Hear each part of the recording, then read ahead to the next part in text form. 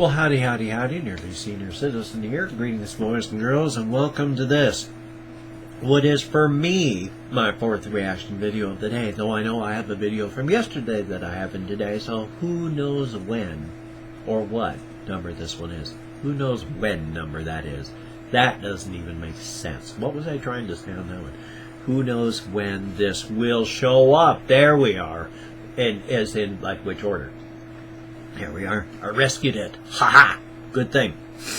This is Cradle of Filth with Forgive Me, Father, I Have Sinned. Now, I used to listen to, well, I didn't listen to, I used to read the magazine Heavy Metal. And in the magazine Heavy Metal, for a while, they had a comic strip by a guy who I can't remember who his name was. But he did a comic book later on, comic book series all about these bunch of characters and the place they live. Called they were the fabulous, not the fabulous furry freak brothers, no, they were those annoying Post brothers. So there was Ron Post and his brother Jeremy Post, and they, like everyone who lived in Bugtown, had the ability to shift between realities. And they live in a multiverse, of course, and so everyone who lives in Bugtown, except for a few people, can shift. You know, they just boing between realities. And some of the main characters were clones, and they couldn't shift. But then later on in the series, some of them could start to shift. And so Bugtown is a really weird place. It's like one of the main characters was a mountain. Not a main character, but was literally a mountain, and traveled through Bugtown. You paid the mountain protection because, you know, if you didn't want the mountain on his daily travels to go through your business, you paid protection. Bugtown healed every night, so even if a mountain went through it, you know, it would heal during the night. Nothing ever healed back the way it normally was, so Bugtown was always in a state of flux. But the reason I bring all that up, though, is because he used to talk about groups like Surgical Penis Clinic or Surgical Penis Clinic. I can't remember which one it was. So it's more commonly known as SPK. And so I was looking up some SPK just today. And one song that I'd heard was Wars of Islam. Not sure if that's a real one. But, you know, it was way back in the 70s and early 80s when they were doing their stuff. So I might be reacting to some Surgical Penis Clinic here soon. Hard to say. What this has to do with Cradle of Filth, absolutely nothing. I just thought I'd mention. So, now remember, I yammer through my videos like an idiot because, number one, I'm an idiot. Number two, this is a reaction channel. If you want to watch the video with no reactions or anything on it, check out the original link down there. But this is a reaction channel, so why you would have clicked on this to watch the original with nothing on it, I don't know. Also, I yammer like an idiot because I've got a past history of alcoholism, current problems with fibromyalgia. If I don't say what I think when I think it, it's gone. My short-term memory is shot. So, I talk and I yammer, and it's okay, it's a good thing. But that is fair warning. If you don't like people talking through videos, I'm going to drive you frickin' crazy because I just don't shut up. So here we go. Let us watch. Let us listen to. Let us enjoy. And let us react to. Although you are well within your rights to simply sit back in the relative safety of your own home and let me take care of this. I am, after all, a licensed trained professional. Cradle of Filth. Forgive me, Father, I have sinned. Right now.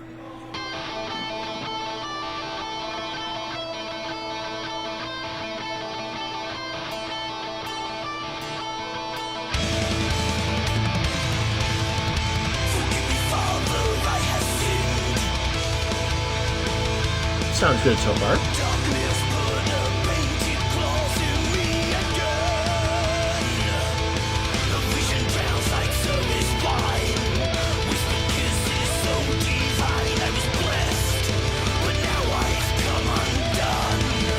Okay. Ooh.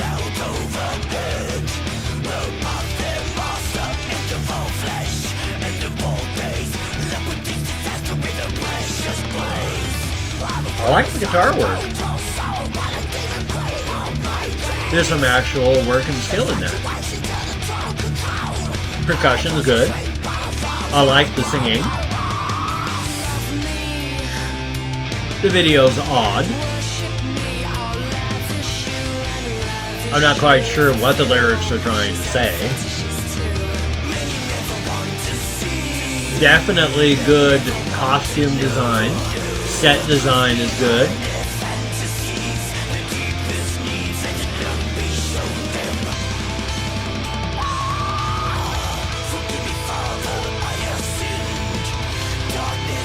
I definitely like the model. She's very shapely.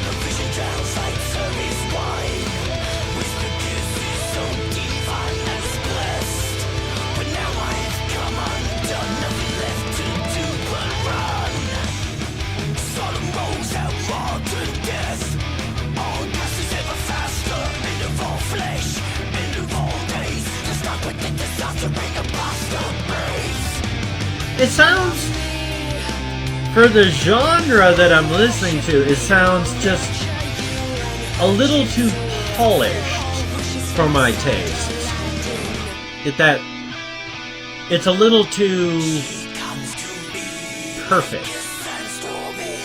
It doesn't have that rough edge that I would expect from definitely the name Cradle of Filth. But from the genre, I would have expected it to have had more rough edges. I mean, and when else can you say, gosh, they sound so good with no flaws, and make that sound like a bad thing?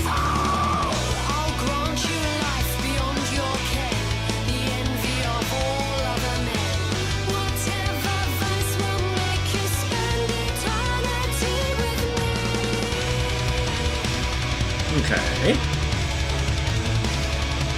Some sort of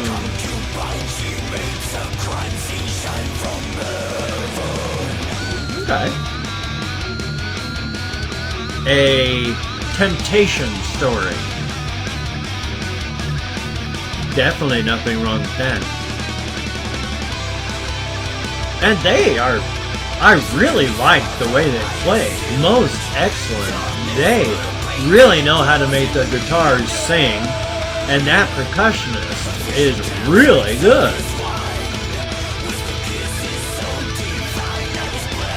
And he's got a good voice. Altogether, it's a really nice package. I don't necessarily mean his package or any of their packages. I've never seen their packages. I don't know if they have nice packages or not. And I'm not just going to assume.